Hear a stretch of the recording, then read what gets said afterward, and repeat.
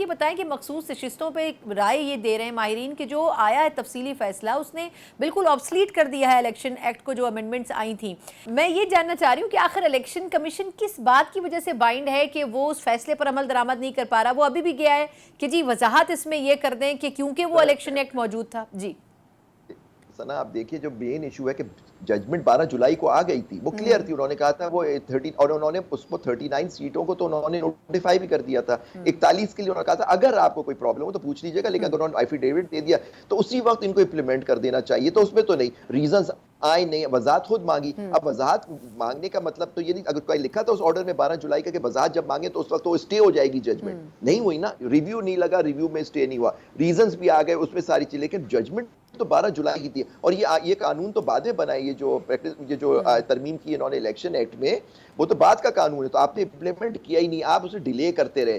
آپ چاہ رہے تھے یہ قانون بن جائے، وضاحت کی آپ نے اپلیکیشن دے دی، اگست میں وہ قانون بن گیا. پھر آپ کو ایکسکیوز ملے گا جی ہم آپ کو کہوں گے، اور اسپیکر صاحب نے خط لکھ دیا پنجاب کے اور سندھ کے اور نیشنل اسمبلی کے کہ جی آپ یہ قانون آ گیا تو یہ امپلیمنٹ ہونا چاہیے. یعنی سپریم کورٹ کے آرڈر کو نہیں امپلیمنٹ کرنا ہے، سیٹیں دینی نہیں ہے اس پارٹی کو، اور 63 اور ووٹ بھی کاؤنٹ کروانا ہے منحرف ارکان کا، جو جس طرح سے آپ لیا جائے گا پریشر ڈال کے، جو بھی طریقہ کار ہوتے ہیں ہارس ٹریڈنگ کے.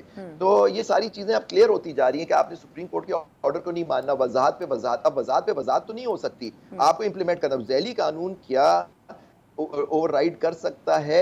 ایک اگر تشریح کر دے آرٹیکل 51 کی سپریم کورٹ نے کر دیا، اور 11 ججوں نے کہا کہ یہ سیٹیں ان کی ہیں اور ریزرو سیٹس ان کو ملنی چاہیے پی ٹی او بشمول چیف جسٹس صاحب کے.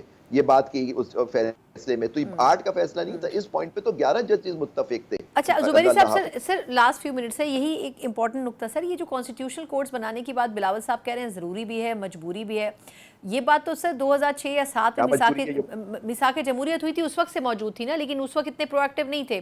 آپ کے خیال میں اب ضرورت کیوں محسوس کی جا رہی ہے کانسٹیٹیوشنل کورٹس کی؟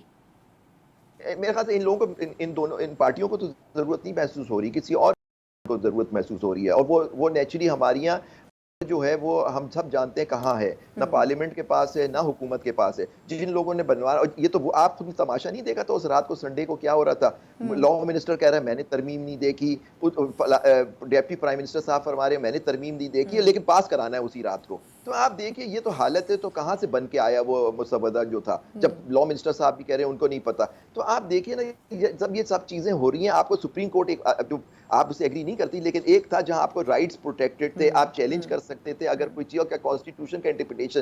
وہ کانسٹیٹیوشنل کورٹ نہیں ہے سر، وہ کانسٹیٹیوشنل کورٹ نہیں بنے گا. وہ کورٹ کی حیثیت یہ ہوگی کہ جو یہ مرضی کے فیصلے چاہیں گے، وہ پہلا جج بھی چیف جسٹس بھی پرائم منسٹر اپنی مرضی سے لگائیں گے. کہاں گئی وہ سیپریشن آف پاور؟ کہاں گئی کہ تین آپ سپریم کورٹ کو ختم کر رہے ہیں؟ اور بلاول صاحب کہہ رہے ہیں مجبوری. کیوں مجبوری ہے؟ میثاق جمہوریت میں کتنے پوائنٹس تھے؟ ایک پوائنٹ یہ بھی تھا کہ آپ عدلیہ آزاد ہوگی، آپ کی عدلیہ آزاد ہے. اب کیسے مجبوری ہو گئی؟